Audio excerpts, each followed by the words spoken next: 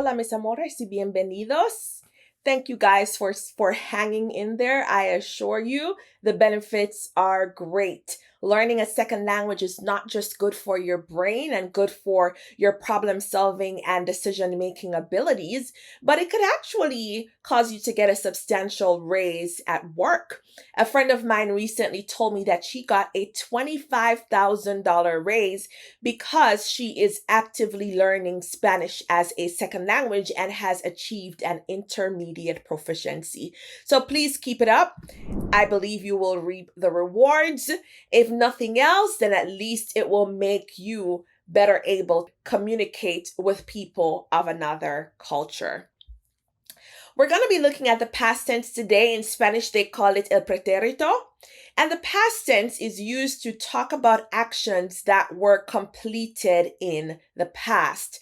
There are certain expressions that command the use of the past tense in Spanish, and those expressions include phrases like la semana pasada, which is last week, el año pasado, which is last year, el mes pasado, last month, ayer, yesterday, antier, day before yesterday, esta mañana, this morning, el miércoles pasado, el lunes pasado, el martes pasado, last Monday, last Tuesday, last Wednesday.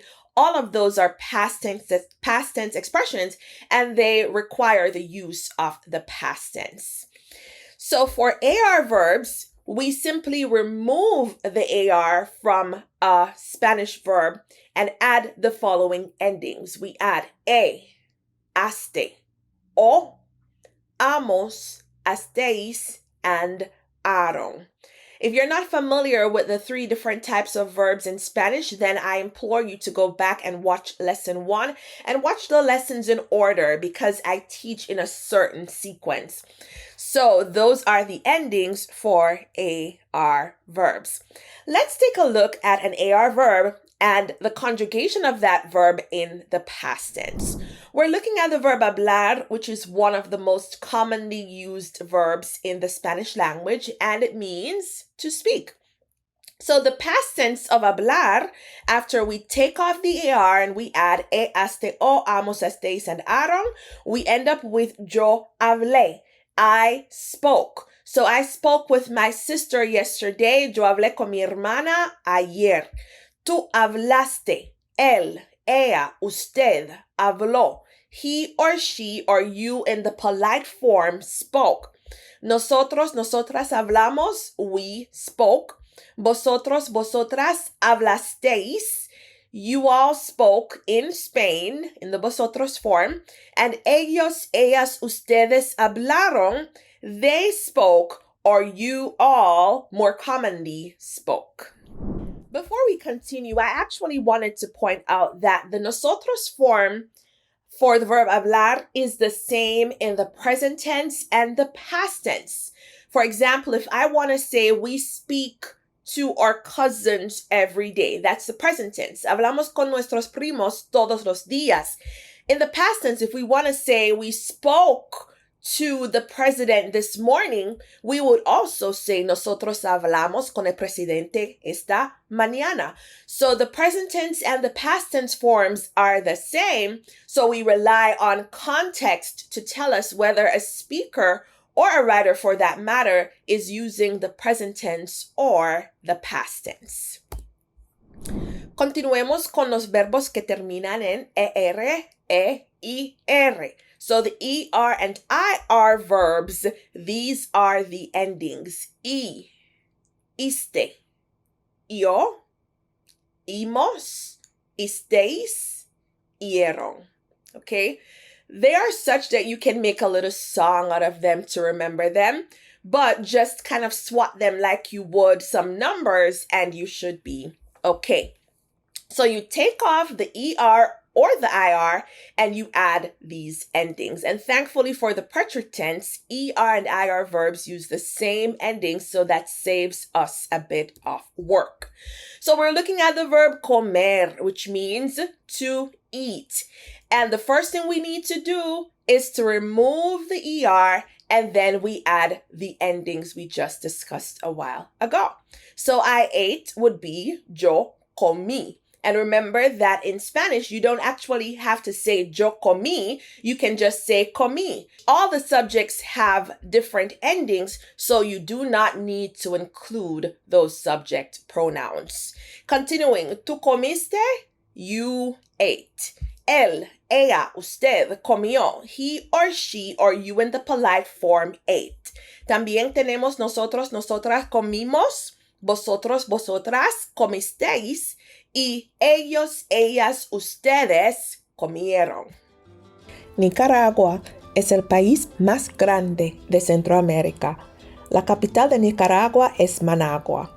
El idioma oficial es el español, pero en la costa caribeña se habla inglés y algunas lenguas indígenas.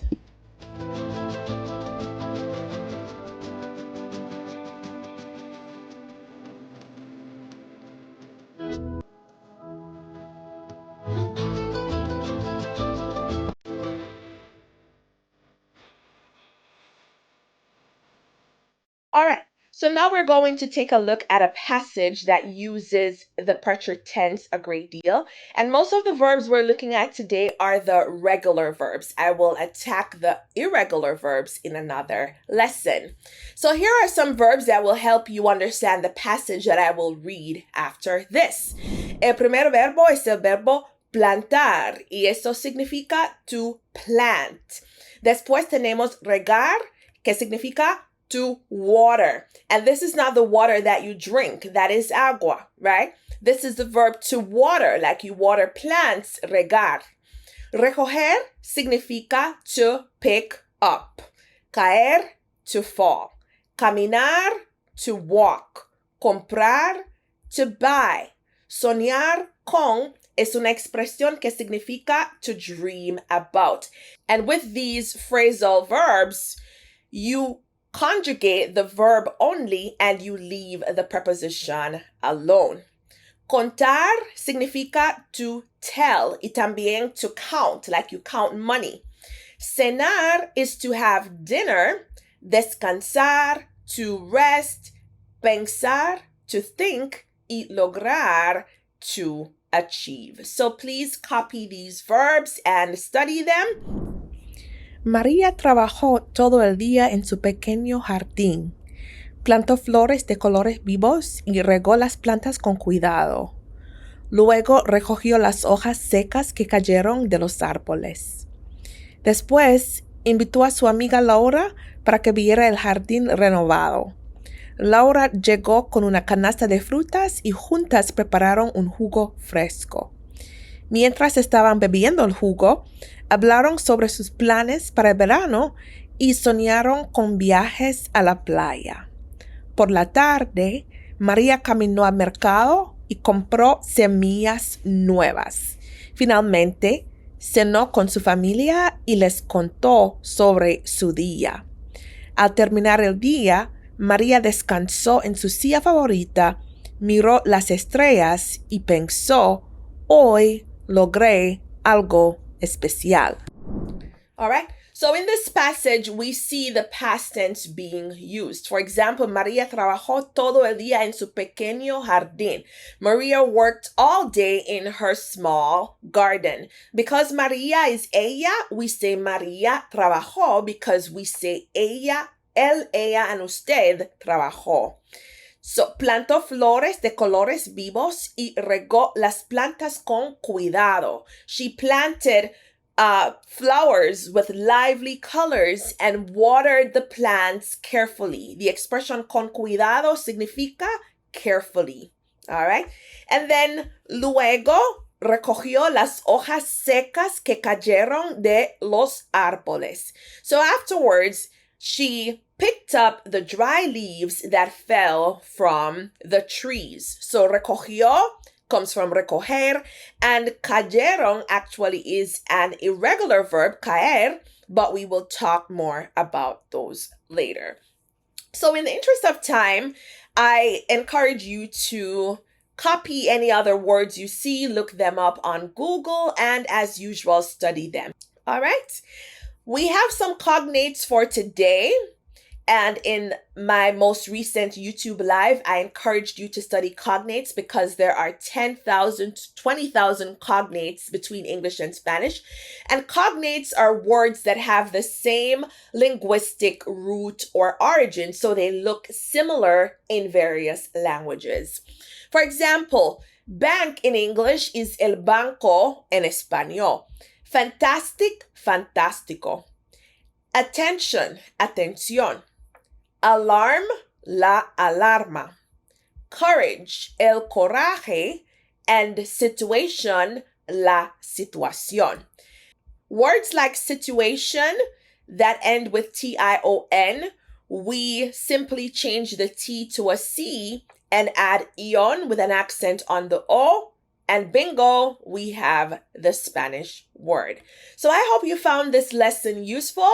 Please don't forget to like the video, share it, subscribe to this channel so that I can accompany you on your Spanish learning journey. Gracias y nos vemos pronto.